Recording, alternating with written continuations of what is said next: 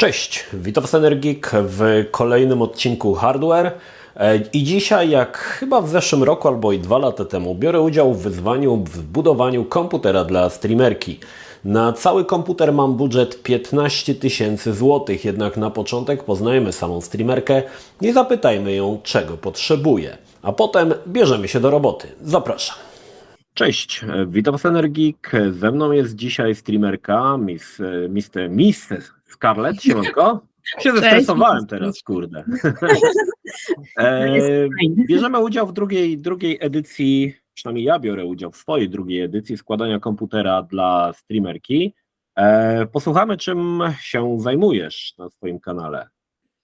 Jeżeli chodzi o mój kanał, to tworzę przede wszystkim content związany z grą The Sims 4. Bardzo dużo buduję obiektów, bardzo dużo tworzę historii, opowieści. Staram się tę grę przedstawić w troszkę innym klimacie, bo zapewne kojarzycie ją jako zwykłą taką rozgrywkę, gdzie wiadomo, tworzy się postacie, jakieś życie i tym podobne. Natomiast ja staram się wpleść historię, opowieści, coś bardziej w stylu, nawet bym powiedziała, komiksów, bo często tworzę jakieś scenki związane z tymi postaciami, wykorzystując animacje, pozy i inne tego typu rzeczy. A ja mam takie pytanie, bo to jak jesteś taką fanką Simsów, to masz te wszystkie dodatki, tam jest miliard dodatków. Pełną kolekcję. Zawsze mnie to fascynuje, bo ja nawet nie wiem ile, bo ja wiesz, ja się tym nie interesuję, ale wiem, że jest cała masa różnych dodatków, jakieś meble z Ikei, cuda niewidy. Tak. Są dodatki, i to wszystko pakiety. Masz, cały ten zestaw masz wszystko? Cały zestaw. Ojej, no, naprawdę jesteś oddaną fanką. No dobrze, ale wiem, że masz jeszcze drugi kanał i oprócz Simsów grasz w inne gry. Jakie to będą tytuły? Planet Zoo, Planet Coaster. W planach mam nagrywanie właśnie Anno 1800, City Skyline 2. To też jest coś, co bardzo chciałabym nagrywać i na tym głównie się opieram właśnie. Czyli jak mnie głównie zależy Ci na silnej, mocnej karcie graficznej. Tak. No i według mnie, jeżeli masz tych dodatków, tyle tam do Simsów, to przydałoby się też sporo RAMu, no i oczywiście procesor Intela najnowszej generacji, czyli 14. Tak. I jeszcze myślę, że dobre byłoby, żeby był dosyć szybki dysk, ponieważ wiadomo, że jak jest tyle rozszerzeń do The Sims, dodajmy do tego jeszcze modyfikacje fanowskie, bo wiadomo, że każdy grając na PC-cie raczej modyfikacje do Simsów ma, to wtedy wczytywanie trwa dużo dłużej, więc przydałoby się właśnie, żeby dysk był też. A ja mam jeszcze takie pytanie w ogóle, wiesz, bardziej stylistyczne. Czy wolałabyś na przykład obudowę białą, czarną? Bo to też jest ważne. Wydaje mi się, że czarną byś wolała. Okej, ja powiem Ci, że jak płeć żeńska, to zawsze bardziej mi się wydaje, że wybiera białe, ale okej, czarny. Zastanawiałam się chwilę nad tym, ale wiem, że też jak patrzę sobie na cały mój sprzęt, to jednak czarny przeważa, więc myślę, że wizualnie to będzie to. Budżet na ten komputer mamy 15 000. Ja postaram się dobrać części tak, żeby zmieścić się w tym budżecie i żebyś była zadowolona. Nagram film oczywiście z tego, jak składam ten komputer, wyślę do Ciebie i mam nadzieję, że Ty potem nagrasz film, jak odpalasz to i się, mam nadzieję, dobrze na tym bawisz. Zdecydowanie tak i zdecydowanie dam znać, jak będzie się sprawował w mojej pracy. Super, no to w takim razie ja się biorę do roboty. Dziękuję Ci serdecznie. Dziękuję bardzo. Czekaj na prezent. Dzięki.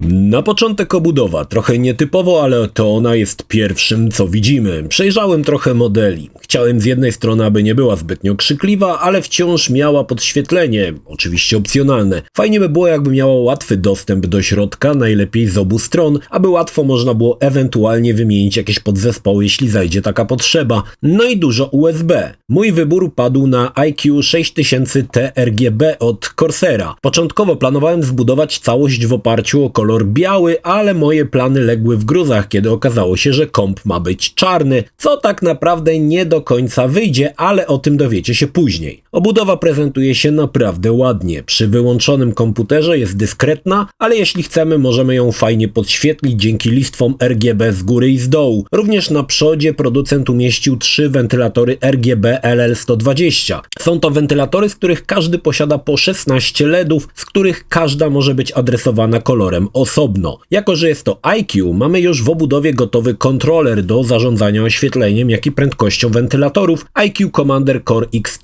Jest też tutaj miejsce na podłączenie dodatkowych elementów, jak listwy podświetlające czy dodatkowe podświetlane wentylatory, jeśli zajdzie taka potrzeba. Według producenta w obudowie jest 208 LEDów, czyli całkiem elegancko. Obudowa też ma filtry przeciwkurzowe na magnesy, dzięki czemu ich zdjęcie i przeczyszczenie jest banalnie proste. No i na obudowie mamy dostęp do 3 USB w standardzie 3.0, jednego 3.1 i jednego USB-C. Kolejny duży plus. Sercem komputera będzie procesor Intel Core i7 14700K. Jak wiecie, jestem wyznawcą Intela od lat i nie ma opcji, abym włożył coś innego niż sprzęt od niebieskich. Mamy tutaj 20 rdzeni, 8 wydajnościowych i 12 energooszczędnych. Taktowanie aż do 5600 MHz. Postawiłem na wersję K, bo może zajdzie potrzeba posiadania większej mocy, więc podkręcenie będzie w zasięgu ręki. Jako bazę wybrałem płytę Gigabyte Gaming X-AX na chipsecie Z790. Miałem okazję używać dokładnie tego modelu, tylko na chipsecie Z590 i byłem bardzo zadowolony. Płyta ma kilka feature'ów, które powinny streamerce pasować. Mamy tutaj aż 3 sloty PCI Express. Z tego co wiem, Mrs. Scarlett streamuje głównie z PC-ta, ale jeśli zajdzie potrzeba, będzie możliwość wpięcia grabera i postreamowania z konsoli. Jest też 6 wejść SATA, co pozwoli podpiąć kilka dysków na dane.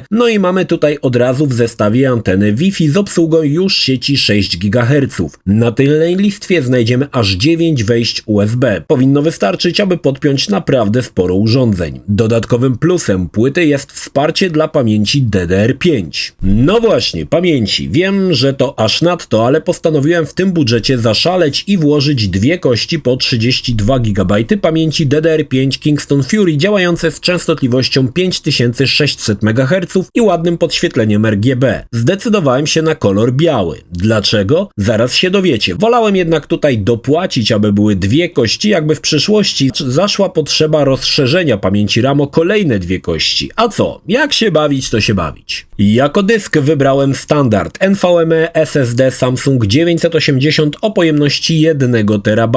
To wciąż bardzo dobre dyski, a na zainstalowanie Windowsa są idealne. Niestety budżet nie pozwolił mi wybrać opcji 2 TB, ale zakładam, że Mrs. Scarlett ma w swoim komputerze stare dyski, więc nie będzie problemów z ich przełożeniem. Jeśli chodzi o grafikę, nie mogło być tutaj kompromisów, tylko GeForce RTX. Na 4090 zabrakłoby budżetu, ale 4080 od Gigabyte z technologią WindForce to bardzo dobry wybór. Karta jest w wersji OC, więc ma delikatnie podniesione częstotliwości zegarów, a potężne chłodzenie w postaci 3 110 mm podświetlanych wentylatorów zapewni odpowiednią temperaturę. Mała ciekawostka, jeden z wentylatorów obraca się w drugą stronę, aby w środku nie doszło do turbulencji. Mamy tutaj system 4D Active Fan, więc podczas spoczynku wentylatory się wyłączą, zapewniając ciszę. Karta jest potężna i zajmuje aż 3 sloty PCI Express. Myślę, że GeForce od Gigabyte'a prezentuje się naprawdę zjawiskowo. No i chłodzenie musiało być wodne, choć przez lata byłem jego przeciwnikiem. Ostatnimi czasy przekonałem się do IO i tutaj do 14700K IO wydawało mi się dobrym pomysłem. Zdecydowałem się ponownie na Gigabyte'a, dokładnie Aorus Waterforce 2 360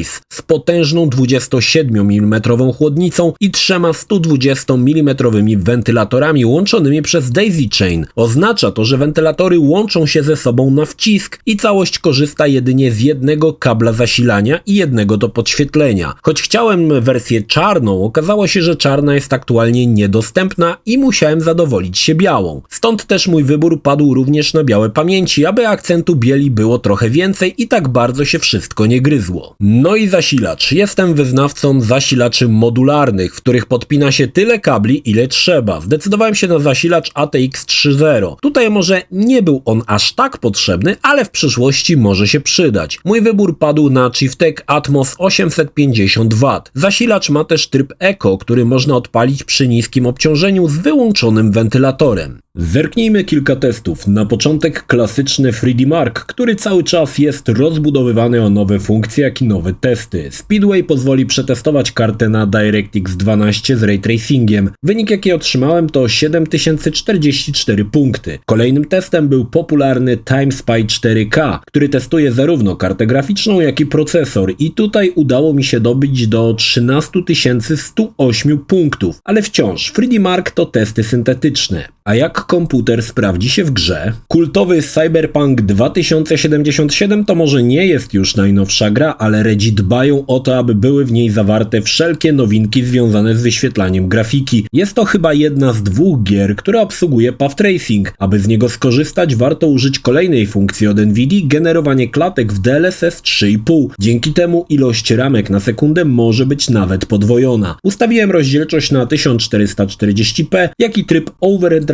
z generowaniem klatek. Gra bez trudu osiągała ponad 90 fps. Więcej testów obejrzycie już na kanale Mrs. Scarlett, która na pewno przetestuje komputer na różnych interesujących grach, dlatego po więcej zapraszam na jej kanał. Link w opisie. Składanie komputera było dla mnie sporą przyjemnością dzięki dobrze zaprojektowanej obudowie. Bez problemów pochowałem kable, jak i miałem cały czas dostęp niemal do wszystkich komponentów. Wadą obudowy, jaką zauważyłem, to brak możliwości zainstalowania podpórki do GPU, gdyż listwa zasłaniająca kable nie pozwala jej przykręcić. Jednym z rozwiązań jest dokupienie specjalnego szpica, w którym można wyregulować wysokość i podeprzeć grafikę. Zaskoczony byłem fajnie pomyślanym chłodzeniem wodnym od Aorusa. Łączenie wentylatorów bez kabli to świetna sprawa, choć można było trochę inaczej zrealizować kable do podświetlania pompy. Udało mi się je co prawda schować, ale i tak, no cóż, można było to zrobić prościej. Niemniej, cała konstrukcja wygląda jak dla mnie naprawdę świetnie i nie pogniewałbym się, gdyby ktoś mi taki komputer zbudował. Budżet był na tyle wysoki, że bez problemu mogłem wybrać dobre podzespoły, jednak jeśli gdzieś chciałem zaszaleć, musiałem jednak zejść z innych komponentów, ale myślę, że udało mi się złożyć zestaw optymalny, który posłuży i do grania w najnowsze gry, i do montażu, jak i do pracy i o to mi głównie chodziło. Aha, no i ma dużo USB. Jeśli film Ci się podobał, zachęcam do subskrypcji lub wsparcia mojego kanału na portalu patronite.pl. Film o podobnej tematyce znajdziesz tutaj,